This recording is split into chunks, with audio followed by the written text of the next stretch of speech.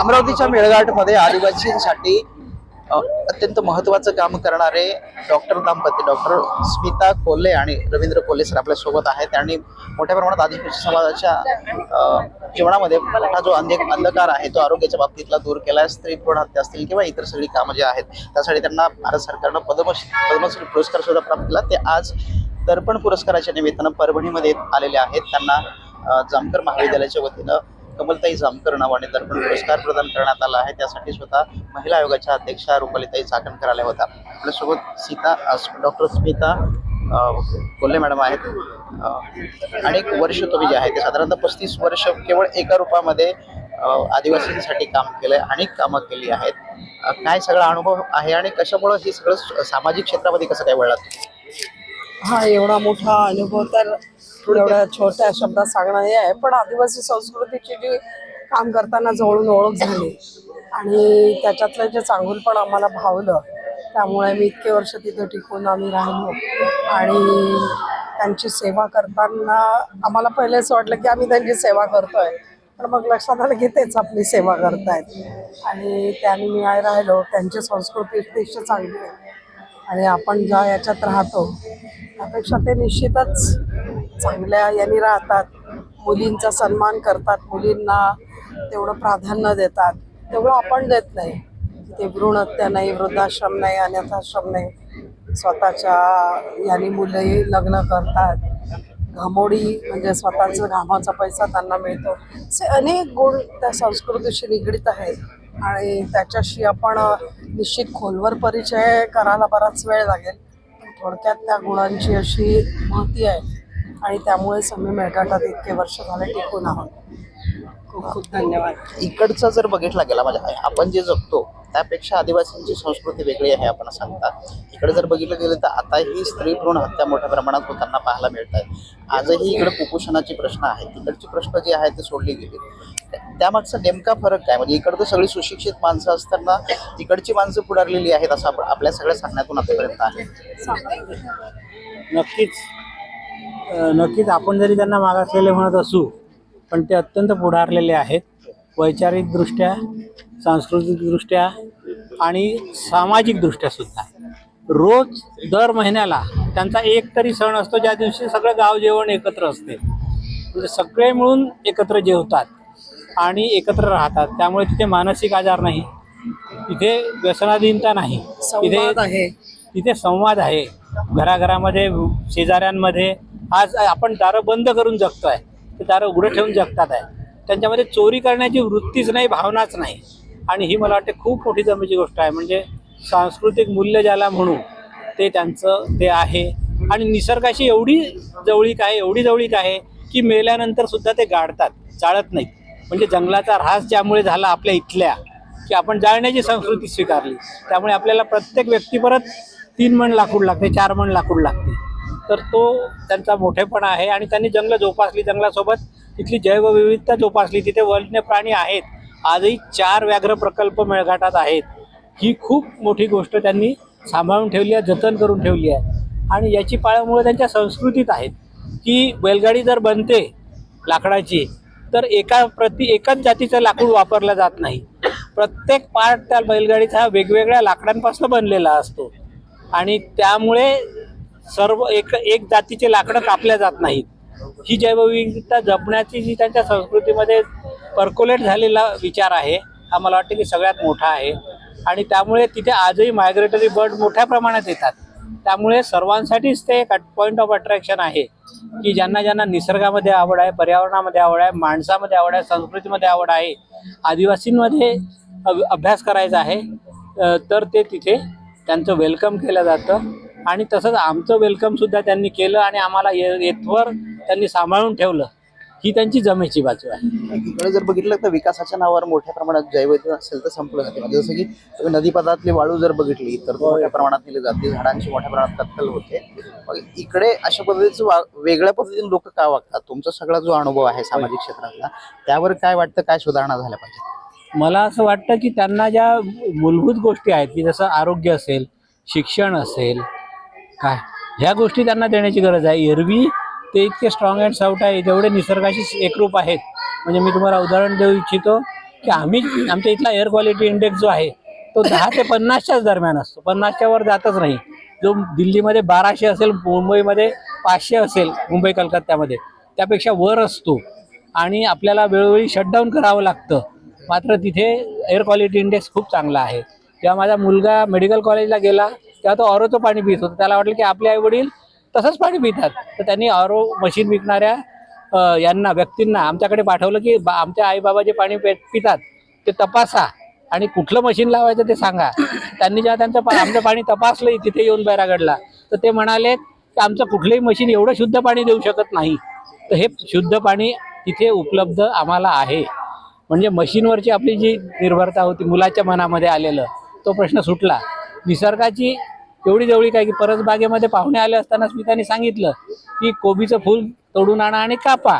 तर पाहुणे घरी आतमध्ये कापत असताना ते बोलले की तुमची इथली गोबी चांगली नाही आहे. हिने विचारलं का बरं, तर म्हणे ही फार कडक आहे म्हणे, नागपूरमध्ये छान मऊ गोबी मिळते म्हणे, त्यात काय 2 दिवस ठेवून द्या ही पण मऊ होते. तर सांगायचं तात्पर्य की शुद्ध हवा, शुद्ध पाणी आणि शुद्ध अन्न हे तिथे त्यांना अवेलेबल आहे, आम्हाला अवेलेबल आहे.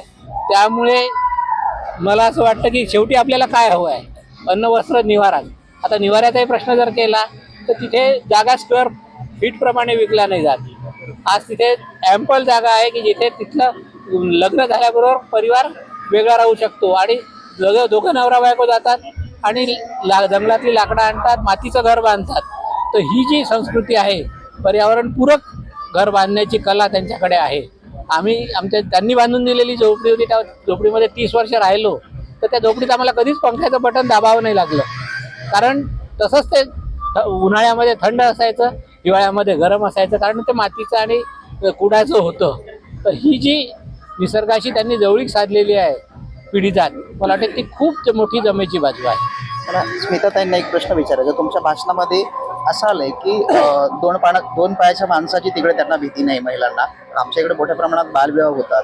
आता परवा तर गुरुकुल शिक्षण पद्धती आमच्याकडे आहे, मुलींना तिथं आणून शिकवलं जातं, पण तिथल्याच जे काही शिक्षक आहेत त्यांच्याकडून त्यांच्यावर अत्याचाराच्या घटना घडत आहेत. कसं बघता या सगळ्याकडे तुम्ही, इथला आणि इकडचा हा फरक याबद्दल काय सांगाल? निश्चितच वातावरण खूप गढूळ होत आहे आणि या वातावरणाचा निश्चितच विरोध करायला पाहिजे. इतकी गढूळ तर आमच्याकडे नाही, निश्चितच नाही. जेव्हा वयात मुलं मुली येतात त्यानंतर असा प्रसंगच येत नाही, सेक्ससाठी काही होत नाही. कारण वयाप्रमाणे ज्या भावना असतात त्या त्यांच्या पूर्ण झालेल्या असतात. त्यांची लग्न होतात तरुण झाल्यावर.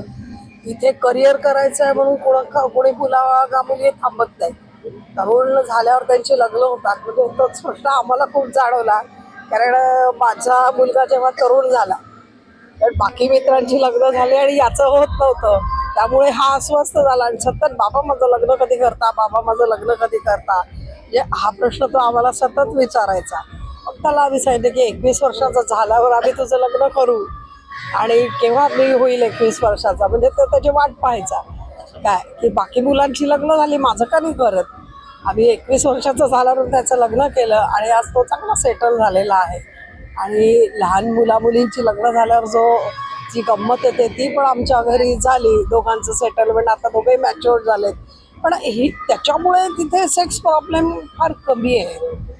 आज जे समाजामध्ये इथे म्हणजे 25च्या वर मुलीचं लग्नाचं वयच समजलं जात नाही किंवा त्यांना काहीतरी करिअर करायचं असतं. आता तर खूपच झालं आहे, 30-30 वर्षाच्या वर मुली जातात आणि त्यातही मग असं तसं आणि शेवटी अविवाहित राहतात आणि त्याच्यामुळे सेक्सचे प्रश्न निर्माण होतात मुलांचे मुलींचे आणि त्यातून असे गुन्हे निश्चितच घडतात. तर त्याचा पण विशेष चांगल्या दृष्टीने विचार केला पाहिजे, तर निश्चित त्याला आळा बसू शकेल. मला असं वाटतं की इतके दिवसाचा अनुभव विचारता जर मला विचारलं तर तिथली जी प्रथा आहे लवकर त्यांचं आयुष्य योग्य वयात लग्न होणं, योग्य त्याच्यात आयुष्य सुरू होणं हे जास्त सांस्कृतिक आणि चांगलं आहे. बोलायचं आहे. शिक्षणाच्या निमित्तानं मुलींचं वय वाढतंय, त्यामुळे हे सगळे प्रश्न निर्माण होत आहेत असंही तुम्हाला म्हणायचं? असं म्हणता येत नाही की लग्न झाल्यावर शिक्षण घेता नाहीत, असंही नाही म्हणता येत. तुम्ही करिअर करू शकता, शिक्षण घेऊ शकता. आयुष्य खूप मोठं आहे आणि तिथे जितकं उडायचं तितकं तुम्ही निश्चित उडू शकता.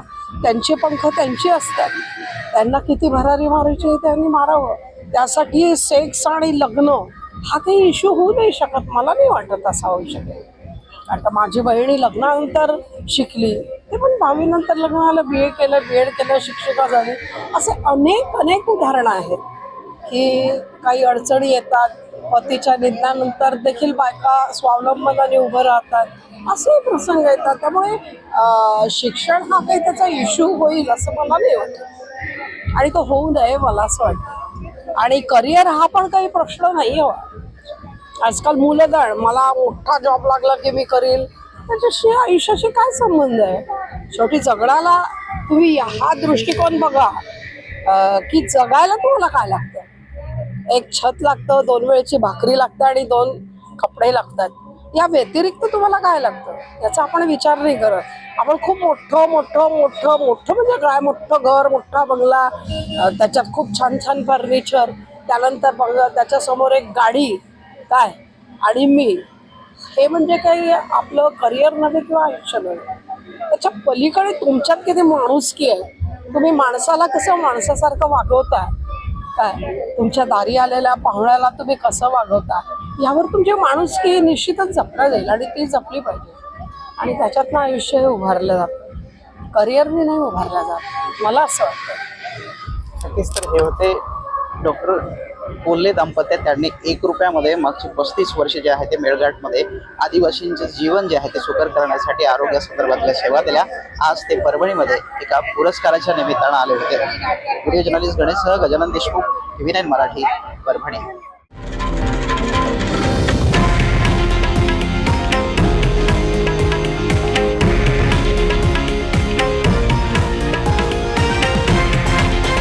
हे आहे देशातील नंबर 1 न्यूज नेटवर्क आणि आपण पाहत आहात TV9 मराठी, एकमेव.